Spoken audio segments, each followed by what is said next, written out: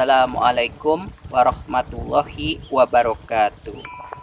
Wilujeng enjing barudak kumaha darama mugia urang aya dina kawilujengan.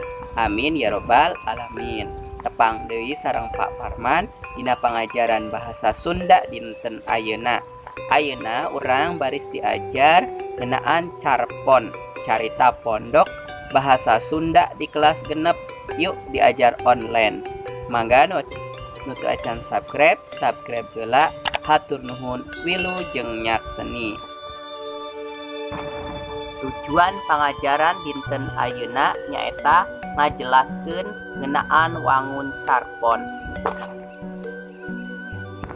Naon ari carpon teh? Carpon singketan tina carita pondok. Carita pondok nyaeta karya sastra wangun lancaran atawa prosa anu ukurana pondok.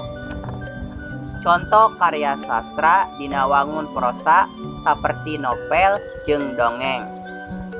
Carpon disebut carita pondok sabab eusi caritana relatif leuwih pondok upama dibandingkeun jeung carita nu aya dina novel atawa dongeng.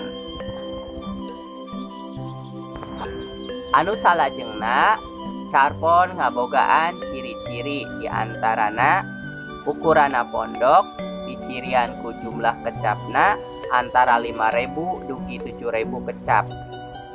Jalan carita carpon biasana sajalur henteu pajuriwet.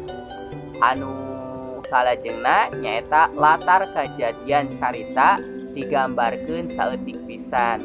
Waktu kajadiana oge sakedeung pisan. Bisa dibaca dina sakali mangsa. Ciri anu salajengna nyaeta palakuna oge saeutik tara loba. Biasana 1, 2 dugi pangseueurna eta 3 nu dicaritakeun dina carita. Unsur-unsur carpon kabagi kadua unsur. Anu kahiji unsur intrinsik. Naon ari unsur intrinsik teh? Nyaeta unsur anu kedah aya dina carpon. Anu kadua unsur ekstrinsik. Naon cenah ari unsur ekstrinsik teh? Unsur ekstrinsik nyaeta unsur-unsur anu henteu wajib aya dina carpon. Ayeuna urang baris ngabahas unsur-unsur intrinsik. Anu kahiji nyaeta tema. Naon ari tema teh?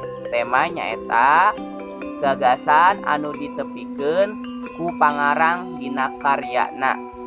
Anu kadua palaku nyaeta tokoh anu ngalakonkeun dina carita. Anu katilu latar nyaeta waktu jeung tempat lumangsungna kajadian dina eta carita. Anu kaopat galur. Naon ari galur? Galur teh nyaeta jalan carita atawa runtuyan kajadian dina carita. Anu kalima amanat. Naon ari amanat teh? Nyaeta hiji hal anu bisa dilenyepan tina eusi nu maca nyaeta carita atanapi carpon. Anu salajengna nyaeta unsur ekstrinsik. Di antarana anu kahiji nilai-nilai dina carpon, contohna nilai sosial jeung nilai budaya. Anu kadua latar belakang kahirupan pangarang jeung psikologis pangarang, contohna biografi pangarang jeung psikologi pangarang. Anu katilu situasi kacindekan atawa kasimpulan. Carpon nyaeta karya sastra wangun lancaran atawa prosa anu ukurana pondok.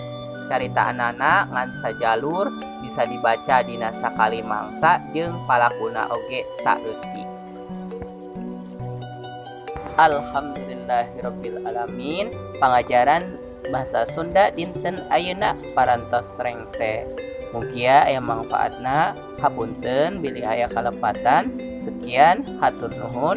Wassalamualaikum warahmatullahi wabarakatuh.